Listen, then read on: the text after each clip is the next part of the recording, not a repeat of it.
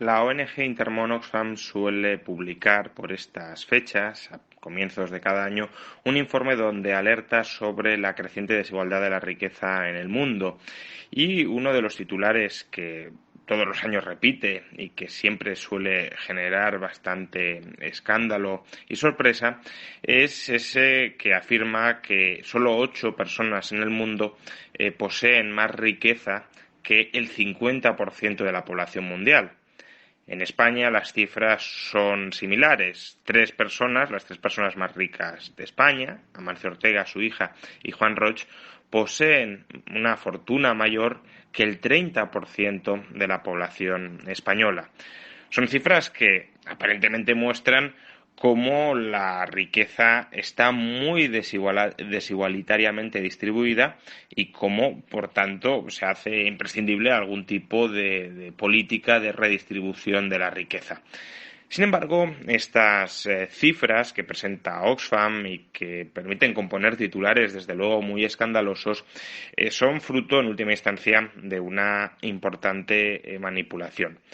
Primero, tengamos presente que las cifras se refieren a riqueza neta, a patrimonio neto. Esto no es necesariamente incorrecto, pero desde luego transmiten una imagen o pueden transmitir una imagen equívoca.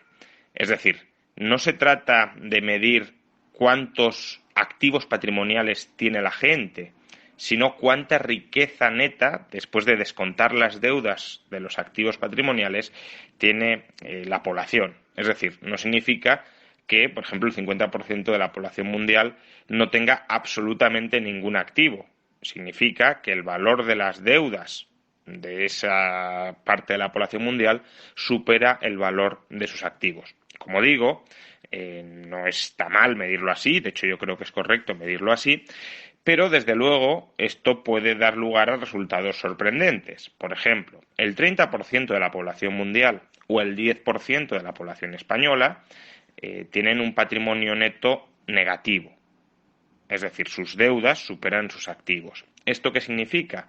Que cualquier niño de la calle que tenga 1 euro en el bolsillo y que carezca de deudas, ya podemos decir que ese niño es más rico que el 30% de la población mundial o que el 10% de la población española.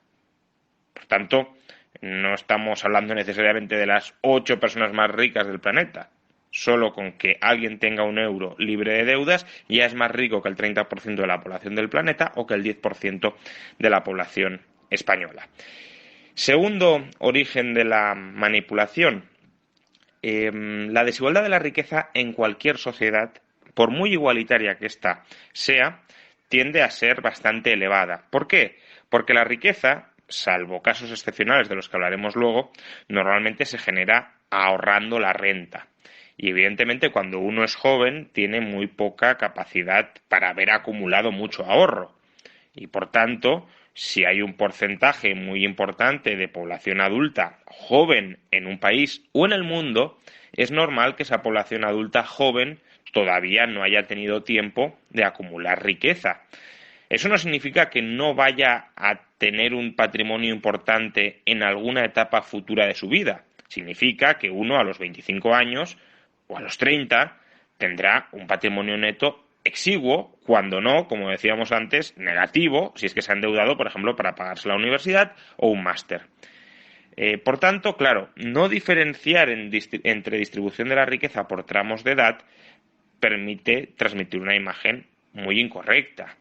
Y es que, al fin y al cabo, alrededor de más de 4 millones de españoles, de los 11 millones, de los 10 millones de españoles que supuestamente tienen menor riqueza neta que los 3 españoles más ricos, 4 millones más de 4 millones tienen entre 20 y 30 años. Por tanto, es lógico que esas personas individualmente consideradas no tengan ningún patrimonio significativo, incluso, como decíamos, que tengan patrimonio neto. Sobre todo si además tenemos en cuenta que una de las pocas fuentes que tienen las personas jóvenes de acceder a un patrimonio sustancial es con la herencia. Y las políticas que defiende Intermón Oxfam, que son políticas de redistribución de la riqueza y de, por tanto, combatir la transmisión de la herencia como perpetuadora de las desigualdades intergeneracionales, pues bueno, ese tipo de políticas todavía agravarían más el hecho de que los jóvenes no tengan de partida ningún patrimonio inicial y, por tanto, la desigualdad de riqueza entre jóvenes y jubilados sería incluso más extrema de lo que es hoy, ya digo, bajo políticas de redistribución de la riqueza como las que propone Oxfam.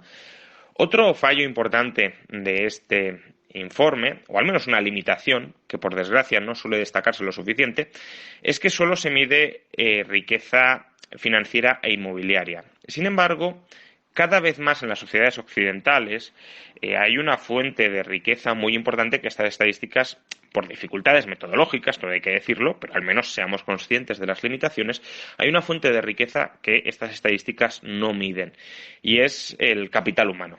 El capital humano es la capacidad que tiene un trabajador, gracias a sus conocimientos adquiridos a través de la inversión en educación, de obtener rentas salariales superiores a la media. Por tanto, es una fuente de riqueza tener un título universitario que, debido a esos conocimientos, a los conocimientos que te ha transmitido, te permite acceder a trabajos que pagan una prima salarial, que pagan un retorno sobre el salario básico. Pues es un activo que es importante y que, como digo, es especialmente importante en las sociedades occidentales. Si uno piensa un momento en qué dos activos suele invertir la clase media occidental, son básicamente vivienda y educación de sus hijos. Entonces, si uno de los dos activos fundamentales en los que invierte la clase media occidental incluso invierte en contra de su voluntad, o no porque tome esa decisión, sino porque el Estado le quita el dinero y le obliga a costear la educación, pues si uno de esos dos activos en los que invierte voluntaria o forzosamente no lo estamos midiendo, pues evidentemente esa estadística está muy, muy, muy sesgada.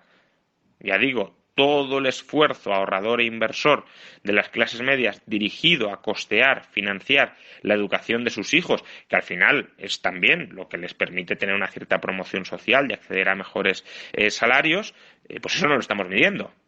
Por tanto, en parte es lógico que si uno de los dos principales activos no lo estamos midiendo, pues... ¿Te está gustando este episodio? Hazte fan desde el botón Apoyar del podcast de Nivos. Elige tu aportación y podrás escuchar este y el resto de sus episodios extra. Además, ayudarás a su productor a seguir creando contenido con la misma pasión y dedicación.